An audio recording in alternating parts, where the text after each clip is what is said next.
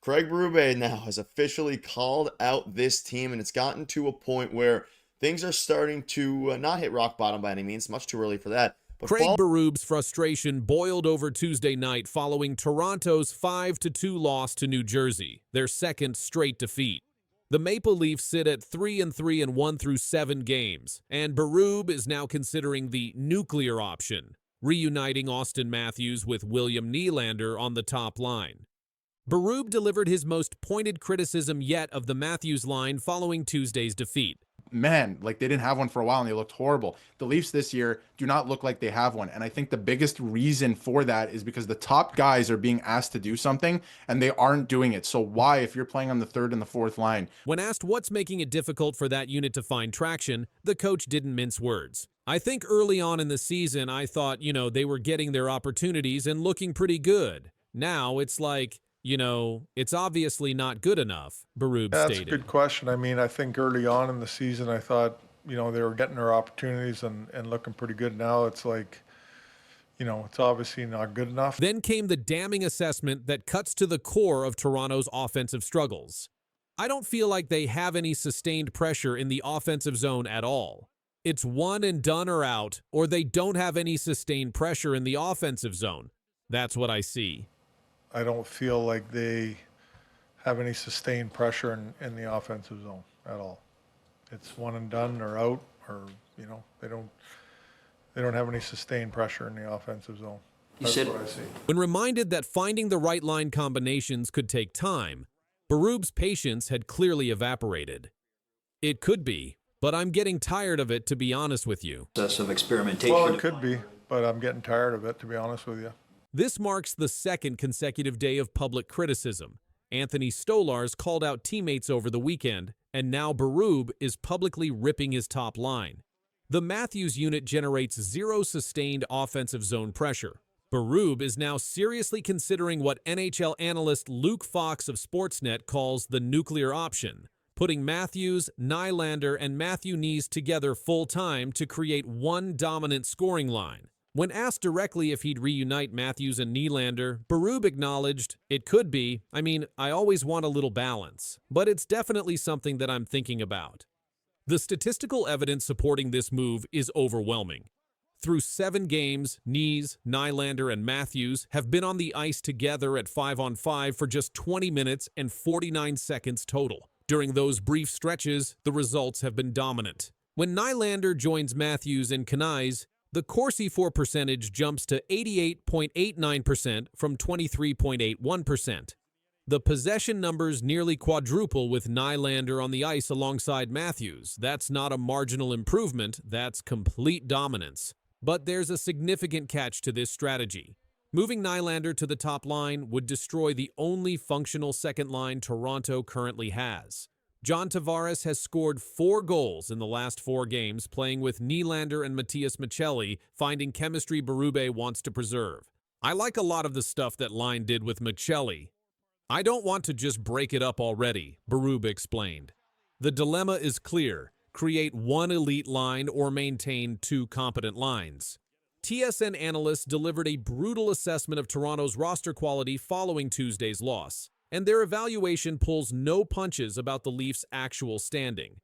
This is not nearly as good a team as it was last season or in previous seasons for the regular season, one analyst stated plainly. You look at losing Mitch Marner. Mitch Marner is an elite top player in the National Hockey League. How are you going to be better offensively, defensively, all around when you lose a superstar? You can't be. It's impossible. This is not nearly as good a team as it was last season or in previous seasons for the regular season. You look at losing Mitch Marner. Mitch Marner is an elite top player in the National Hockey League. How are you going to be better offensively, defensively, all around when you lose a superstar? You can't be. It's impossible. The harsh conclusion. This Toronto Maple Leafs team, the reality is, they're not very good. This is a lineup that is average. It's an average team right now in the National Hockey League.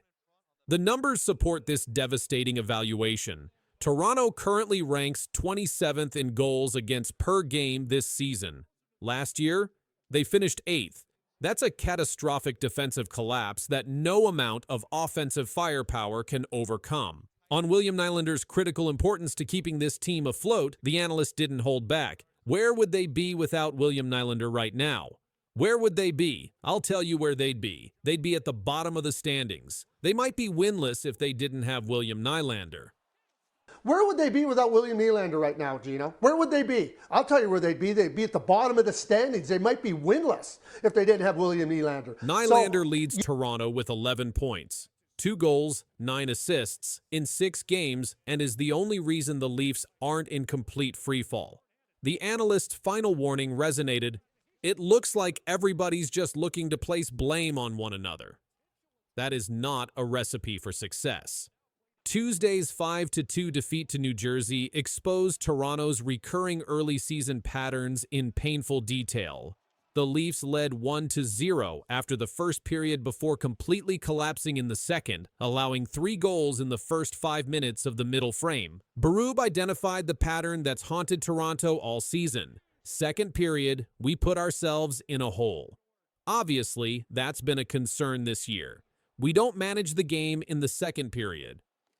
Second period, we put ourselves in a hole, obviously. That's been a concern this year. We don't manage the game in the second period. Jack Hughes scored a hat trick for New Jersey as the Devils' speed overwhelmed Toronto's defense repeatedly. Berube called out the defensive breakdowns. Well, there's reads for sure. You know, our D just standing in there, jumping in there, not reading what's coming at them. We're late sometimes with our reloads, and one of the biggest things is turnovers. But we got to be smarter. Our D got to be smarter. Chris Tanev left the game with an upper body injury after colliding with Devils center Dawson Mercer during a second-period penalty kill. He's currently listed as day-to-day. Easton Cowan was scratched for the first time this season. A healthy scratch after recording just 1 assist through 4 games with 9 giveaways and 0 takeaways. Troubling numbers for a rookie trying to earn his place. Anthony Stolarz stopped 30 shots in the loss just 3 days after publicly criticizing his teammates for not creating net front traffic and working hard enough. This weekend's home-and-home series against the Buffalo Sabres represents a critical juncture for Toronto's season. At 3-3-1 with just 2 wins in regulation and riding a 2-game losing streak, Berube faces his defining decision as Leafs head coach. Does he pull the trigger on the nuclear option and reunite Matthews with Nylander, accepting the risk of destroying depth? Or does he show the patience he claims is running out and continue searching for balance? The arguments for the nuclear option are compelling. Statistical dominance when together, Matthews desperately needs elite talent to generate sustained pressure, and the current approach clearly isn't working. The arguments against are equally valid. It destroys the only functional second line, creates 1 great line instead of 2 good lines, and allows opponents to match their shutdown defensive pairs against the loaded unit all night. Berube knows the struggles extend beyond just personnel decisions. There's a lot of guys that played good hockey game tonight. They did a lot of good things, but we don't have enough of them. It's a team-wide consistency problem that won't be solved by 1 line change alone. Toronto can't continue this pattern of second-period collapses, defensive breakdowns ranking 27th in the NHL, and offensive zone struggles from their supposed top line. The nuclear option looms as the most dramatic potential solution to jumpstart this stagnant season. Creg Berube's patience has expired after just 7 games. His Matthews line generates 0 sustained offensive zone pressure. The nuclear option of reuniting Matthews and Nylander offers statistical dominance but risks destroying the team's only functional depth. Toronto ranks 27th defensively after finishing 8th last season, a catastrophic decline. Without Mitch Marner, they're an average team searching desperately for identity. This weekend's games against Buffalo will reveal whether Berube loads up his top line or maintains balance while the crisis deepens.